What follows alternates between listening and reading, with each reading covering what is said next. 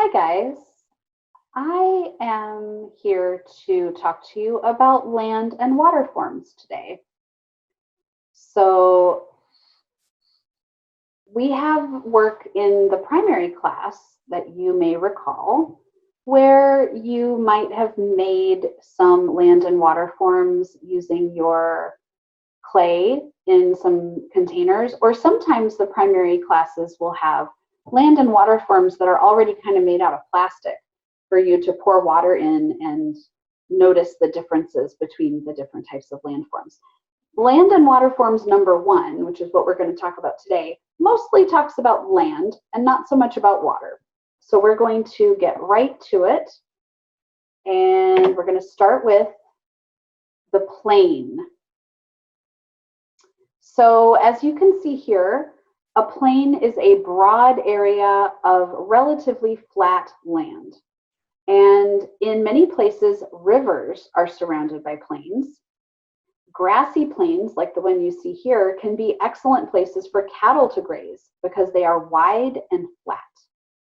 In places that have good soil, plains are excellent spots to plant your field because you can work the field without having to navigate a lot of hills. Deserts can also have plains. And a coastal plain is a flat, low-lying piece of land next to the ocean. So let's look at some of those examples of plains. Over here, we have the Serengeti Plain of Tanzania. So again, this is a wide, flat land. This one is another grassland. And this is a place where you could spot a lot of animals grazing. In fact, maybe in the distance of this photo, maybe that's what we're seeing. I'm not really sure. Here we have the Pampas Plain in Argentina, another grassy plain, and this one's in South America. And then we return to our picture of the Great Plains here in the US and Canada. So again, a plain is a large area of flat or gently rolling land, usually low-lying land. Let's talk about mountains. The mountains you're looking at right now are the Himalaya, or the Himalayas in Asia. So a mountain is a landform that rises at least 1,000 feet, or 300 meters, above its surrounding area. And mountains have steep sloping sides and sharp or rounded ridges, and a high point called a peak or summit. Mountains often appear close together in a chain called a mountain range. The tallest ones are usually formed when pieces of the Earth's crust, tectonic plates, smash against one another and buckle. The Himalaya are an example of a mountain range that was made this way. Other mountains are actually volcanoes. Magma from deep in the ground erupts through the crust and piles up on itself, forming rock as it cools. The islands of Hawaii were made in this way. The islands themselves are actually the tops of volcanoes. Another type of mountain is a fault block mountain. This is when stress between the tectonic plates leads to a big crack in the Earth's surface, which forces blocks of rock up or down. And this is how the Tetons in Wyoming were formed. So we're going to look at some examples of mountains here. Here we have the Rocky Mountains in the US and Canada. Down here, we have the Taurus Mountains in Turkey. And the Alps over here, which are in roughly Switzerland and Italy in Europe. So a mountain, again, is an elevated mass of land. It is higher than a hill. It has steep sides and is arranged in groups or ranges. Speaking of hills, let's talk about hills. A hill is a piece of land that rises higher than everything around it, but it is not quite as tall as a mountain, so it's usually less than 1,000 feet above its surrounding area. Hills are also usually less steep, with sloping sides that are easier to climb. I have here some pictures of naturally occurring hills. Hills can be made by faults the same way that a mountain can, and this happens when the rocks under the Earth's surface start moving and some of that rock gets pushed up. Hills also form because of erosion. This happens when bits of rock and soil get carried away by water or wind and start piling up somewhere else. A mountain can also become more of a hill if it's worn down by erosion. In some parts of the US, like Wisconsin, I'm going to show you those now. Here's Wisconsin. Isn't it gorgeous? We have lots of hills because during the Ice Age, glaciers covered this entire area. And as they moved across the land, they pushed the earth around, forming lots of hills and valleys. And when those glaciers melted, the running water finished the job, leaving behind a very rolling landscape like you see here. I have some other examples of hills. Here we have the Chocolate Hills in the Philippines. And these are covered by a type of grass that becomes dry and turns brown in the heat of the Philippines. And so that's why they're called the Chocolate Hills. And then here we have the Red Hills in the Isle of Skye in Scotland. And you can see why those are called the Red Hills, because the stone that they're made of is kind of red, and then the grasses themselves are kind of red as well. So once again, a hill is a small portion of land elevated above the surrounding area, and it is lower than a mountain. So hills and mountains are usually made in similar ways. Whether it's a hill or whether it's a mountain simply depends on how tall it is, basically. Let's talk about plateaus. We are looking at a picture of the Tibetan Plateau. You might recognize those mountains in the background. Those are the Himalaya once again. A plateau is a very large, flat area of land that is higher than the land surrounding it. In East Asia, a collision between tectonic plates 55 million years ago caused the land to buckle up and form the Himalayas, which you see in the background. But further away from the Himalayas, the crust lifted up but didn't crumple into mountains. It remained flat, and this is known as the Tibetan Plateau. It is also sometimes called the roof of the world. Sometimes magma pushes up, but instead of breaking through the rock, it just lifts up a large flat piece of rock. And that is what happened here in the Colorado Plateau in the US. Now, a plateau simply refers to a large area, very large area, covering hundreds or thousands of square miles that has been raised above the land surrounding it.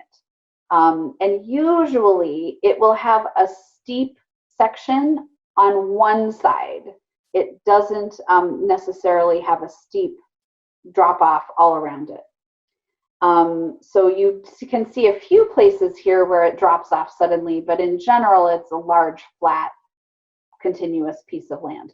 This is the Kimberley Plateau in Western Australia.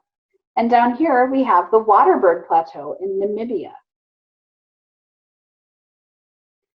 So a mesa or tableland, like you see here, usually starts out as a plateau. And over time, the wind and the rain wear away at the edges until you have a smaller uplifted piece of land that has steep edges on all sides.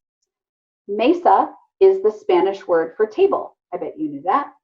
And Spanish explorers arrived in the American Southwest and they saw these formations and they thought they looked like tables. So that's what they called them, mesa. You can also think of a mesa as simply a flat-topped mountain or hill. They're usually found in dry regions where the rock layers are horizontal. And you can see, especially over here, you can see those, the strata are very horizontal in this rock. And that helps explain why rock gets worn away in these sort of horizontal chunks. The largest mesa in the world is the Grand Mesa in Colorado, which has an area of 500 square miles. Here are a few more examples of a tableland or mesa. This one is in Mauritania. This picture looks to me like something out of Star Wars. This is in Arizona in the United States, another one from that region. And then here we have one from Tunisia. So again, a tableland or mesa is an isolated plateau which drops steeply down to the surrounding area on all sides. Okay, let's talk about a cliff. We finally see some water here. A cliff is a massive rock that rises very high and is almost vertical like a wall. They can form next to the ocean, and that's usually where we see them, or high in mountains, or as the walls of canyons and valleys. Sometimes waterfalls tumble over cliffs, like at Niagara Falls. Here we have a picture of the famous White Cliffs of Dover in England, and they look out over the English Channel. Cliffs usually form due to erosion and weathering. This means that wind and rain constantly beat up on the rock, breaking tiny pieces off. And along coastlines, water from the powerful waves causes soft rock to break away from harder rock. And the harder rock is left behind to form the cliff. And here we have an example of a piece here. We don't know whether this piece broke off. It kind of looks like it might have fit right here, doesn't it? We don't know whether that piece broke off or whether it was the water just wore away the space in between this rock and that one. A geologist could probably take a look at that rock and tell you right away what happened. So this example up here is from the island of Molokai in Hawaii. This is a place called Kalua Papa. It's a very famous cliff. There's a very sad story that goes with that one for another day. And these down here are the Cliffs of Moher in Ireland. And here we have Tianmen Mountain in China. This looks like a scary walkway. I'm not sure how excited I would be to take that particular walk because that looks like a long way down. But it would be fascinating to visit there, wouldn't it? So once again, a cliff is a high, almost vertical drop of rock. Okay, so I'm going to stop sharing my screen and talk to you a little bit about how you may practice land and water forms at home. So the examples that I gave you in this presentation, I am also going to provide you with a sheet with some outline drawings of these landforms that you could color, and you could cut them out and you could make a book or a poster. You could write the definitions for the landforms. I've given you the spelling of their names as well. But you know what you could also do? You could also go outside and get some sand or some mud, if mom and dad say it's okay, and some small containers, and you could create your own land and water forms. Now, this is definitely best done outside. This is a messy activity. I'll share some pictures to give you some ideas about what that activity might look like. Another way that you could practice, and this is something closer to what we would probably do in the classroom, is you could make your land and water forms out of salt dough. So I am also going to provide you with a video that shows you my salt dough recipe.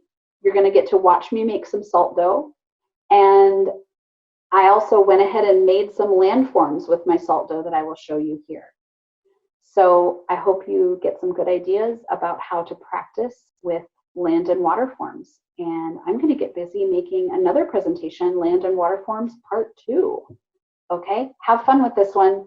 And be sure to share the pictures of what you end up making, whether you make a poster or a booklet or your own set of landforms. I'd like to see them. Okay, thanks guys, bye-bye.